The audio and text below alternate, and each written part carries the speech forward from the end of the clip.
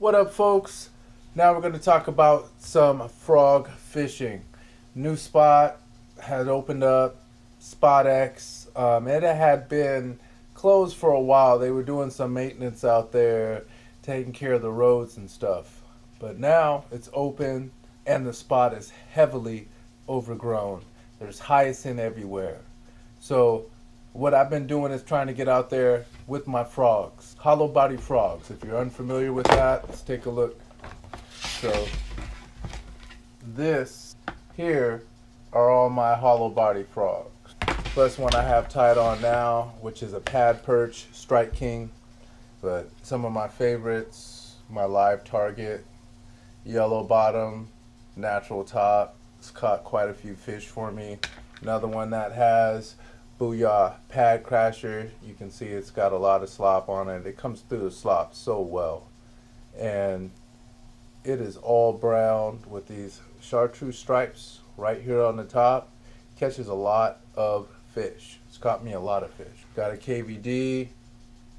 That one broke, but it's also very good. Very natural looking.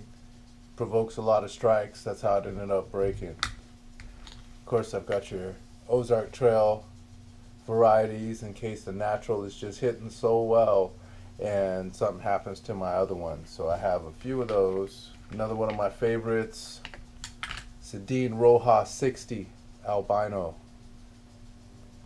They say to always keep it kind of basic when you're going through and frog fishing in terms of your colors. So a black, this black has a cut mouth, works really good in current and open water where you can call those fish from a long ways.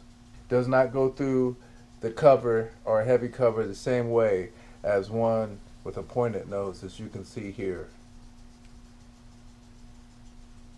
Right? So that's the difference. Super heavy cover, you can go with this.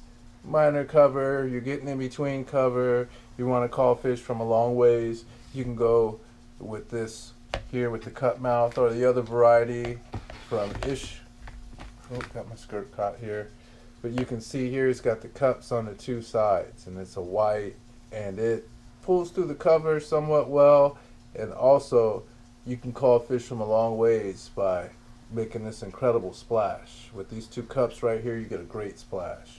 Also, one of my other favorites, Sedin Rojas. This is a 65. This is a 60, meaning millimeters. So 60 millimeters, 65 millimeters. Sometimes that can make all the difference in the world.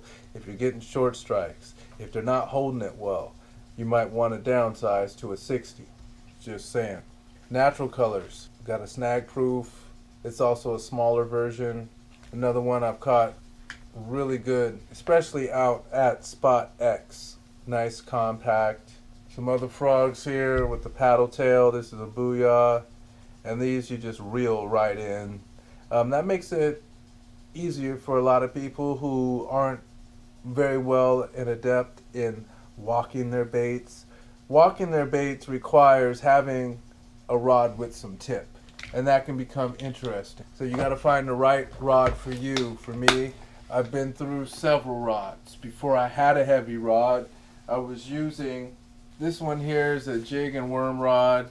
It's primarily, I would say overall, kind of a medium action. And I managed to catch one or two fish on that. Wasn't really able to set those hooks the way I wanted to. From there I moved up. I went to a 7 medium heavy. From there I went to a 7 medium heavy. Had a few issues with that. Actually breaking one rod. And that was a 7-foot heavy. From there, I went to a 7.3 medium heavy. And what's important, always important, is each one of these is paired with a high-speed reel. This is an 8 1-to-1, pulls in 32 inches per turn. Very important after you set that hook to help get them out of that cover. At one point, I went to a 7.3 heavy. Again, with the high-speed reel. This is an 8 1-to-1. But this was a 7.3 heavy. Didn't quite have the tip that I was looking for, making it difficult to walk those baits. But hookups were really easy in terms of setting those hooks and getting them planted. What I finally settled on, 7-foot heavy. This 7-foot heavy, this is my HTP 7-foot heavy, also used by Aaron Martin's. This one has a little bit of tip, just enough so you can walk your frogs. Cast well. I can get out as far as I've ever been able to with the medium heavy. It doesn't load as much, and that's what I was used to with the medium heavy, feeling that load and that rod flinging it out there. It just takes less because the rod doesn't load as far, but equal amount of casts, great fish. This is my pad perch. Caught a few fish on this one, not quite as many as I have on my booyah, the brown booyah, also my mouse. Those two have been on top. From there, of course, I can go with my Spro, my albino Spro 60, Dean Rojas. I have caught a few on this one too as well. Very interesting design. Most of the time they want you to trim these. This, you can see, it has the yellow and the blue, so you don't trim this one. You leave it as is. It has more of a flutter. It can do a walk. You can pop it so it does a nice vicious walk and can really attract some attention. But really important is the setup. So we can go with this frog right here. You see with this frog, you got two massive hooks. And that body collapses. From there, when it bites down, it collapses. You set that hook and boom, that's why you should hit them in the roof of the mouth. But two massive hooks you got to drive in, not just one. So it does require a rod with some backbone. Of course you can have some tip, but you definitely want some backbone when you set that hook. That's when it becomes important. Of course, lighter rods cast easier, may cast more accurate for you. But what is important with the heavy rod is the hook set and fighting that fish in. With these frogs, as you can see, I've got an incredible amount of old slop on a lot of my frogs. And what that comes from, even this albino, it's not quite as white as it was from going through all that slop. And so, you're fighting them in the heaviest of cover. In fact, I've got a catch I got to show you later on in this video of me catching one all the way on the other side. It hooks up right after I pull it out of the big cover on the shore. Hooks up within that foot range where there's a clear spot where some bass would be hanging out. And then I pull it from the other side through all types of slop. That is why, in addition to 7-foot heavy, high-speed reel, 8-1-to-1, you want to go with some heavy braid. Straight braid, no leader, and what I've been using is 50. Some people go as heavy as 65. 65 would definitely be justified for the areas that we're fishing. I happen to have 50. It hasn't broke off, and it served me pretty well. I must go over one thing that is also important. When it comes to the high-speed reels, I use an 8.1. There's other people who are really good and known for frog fishing, such as Ish Monroe, who says that using an 8, once you get past 7s, that it can be extremely hard to reel. I did experience some difficulty, as you will see, while I was reeling this fish in. Not sure if it would have went better with my 7-3-to-1.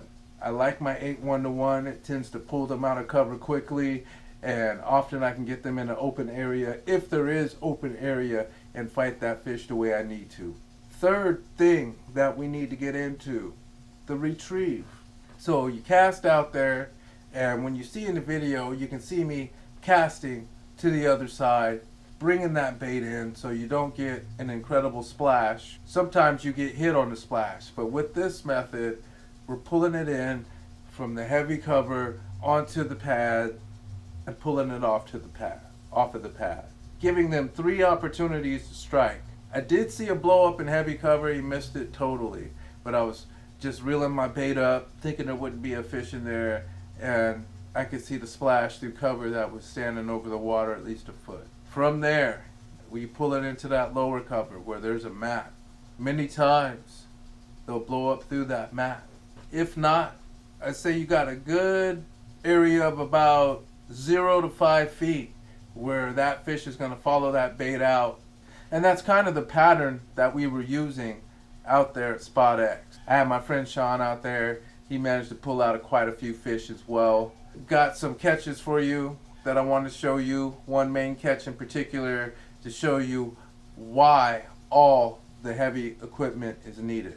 Because it's not needed necessarily for the presentation. It's not needed for the cast. Most of your frogs are about a ½ ounce at most, so a medium heavy could cover that. Even a stiffer medium could cover that. Now when it comes time to the hook set, they come up, take that bait, pull it down into that cover. One, you have to set that hook. After you set that hook, you want to hope that your rod has enough power to turn that fish's head, get it kind of disoriented, and 3, drag it out of that cover quickly. And that's where the heavy setup comes in. If you have any questions or comments, please let me know. Completely open with my systems. Like I said, I've been experimenting for a while, and I settled in on my 7-foot heavy as opposed to my 7.6 extra heavy, my 7.3 heavy, my 7.3 medium heavy. So check out the video. Hope you enjoy. Please leave your comments, and I'll be back with you in a minute. Guys, sorry about that. Just yanked one and didn't even have it on. Wow, good. So here we go, folks. Yanked him from right, well actually you can see my line right here. So that's where he's going back. Knew there'd be something like kind of waiting in that patch over there. So that's what I was looking for.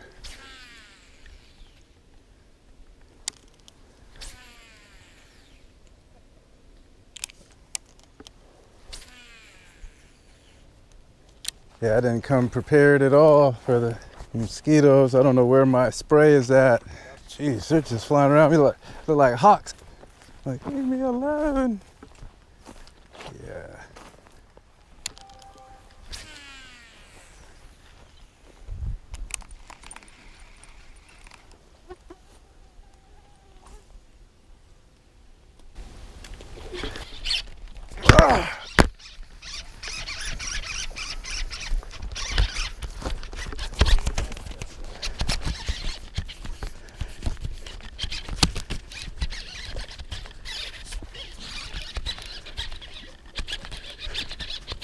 Oh, goodness.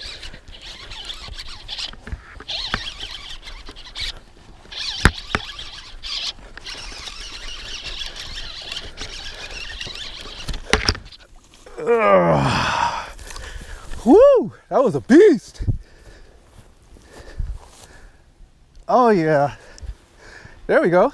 Yeah, that's like the one up top. All right. Here we go. Largemouth lunkin fam. They're killing me out here. All right. Now I gotta find a good place to throw them back out. What's up, guys, and welcome back. I hope you can see that catch, where I pulled it from, and the difficulty I had pulling it in. Like I said, the biggest battle, hook set, and then actually getting that fish in. Whereas with other baits, you take a fluke, open hook fluke, it hooks itself, you're open water, you're pretty much in. Excuse me, a drop shot can get down there too, but you see they take that bait, you feel it, they run with it, you set that hook. I did have success with my frogfish. The blow up, you watch the line, you see that line moving, you feel that tension in your rod, you set the hook.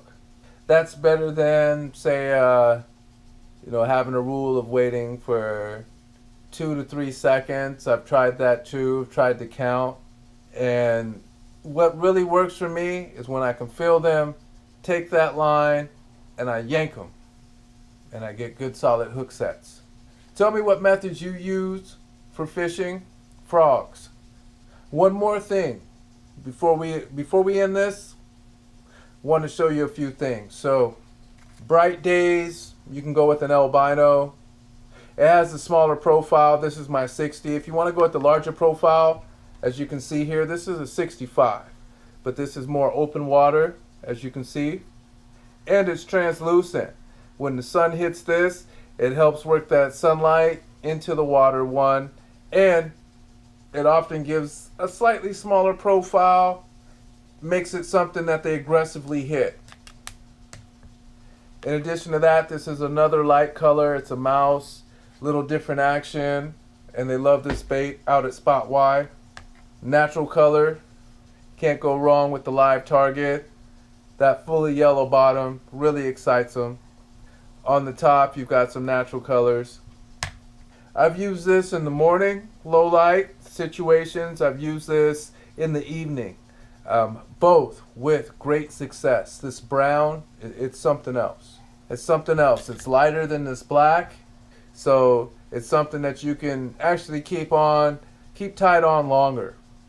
This black I definitely use when it gets darker. I've had some good success with it. Had some good success popping it. Also, I've taken it through some cover. You just got to kind of shake them off, but very effective. Thanks for watching Largemouth Lunkin. If you have any questions, any comments on how to help people watching this improve their hookups, their bites on frog fishing, please comment below. Thanks for hanging in there. Stay tuned for the next one. Largemouth Lunkin loves you back.